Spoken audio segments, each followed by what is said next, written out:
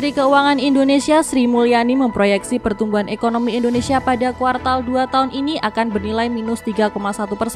Namun dirinya masih optimis Indonesia masih bisa menghindari resesi ekonomi jika ada perbaikan pada kuartal 3. Pertumbuhan ekonomi Indonesia yang diproyeksikan bernilai negatif pada kuartal ini adalah dampak dari pandemi COVID-19, sehingga pemerintah terpaksa menerapkan sejumlah kebijakan seperti pembatasan sosial berskala besar untuk mencegah penularan COVID-19.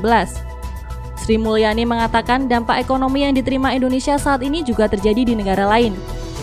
Di Asia Tenggara, negara seperti Singapura dan Malaysia juga diproyeksi mengalami pertumbuhan ekonomi negatif pada kuartal 2 tahun ini.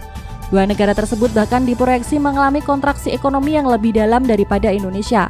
Singapura diproyeksi akan mengalami pertumbuhan ekonomi minus 6,8%, sedangkan Malaysia diproyeksi akan mengalami minus 8%. Pada kuartal 2 tahun ini, pertumbuhan ekonomi bernilai minus juga dirasakan oleh negara-negara maju.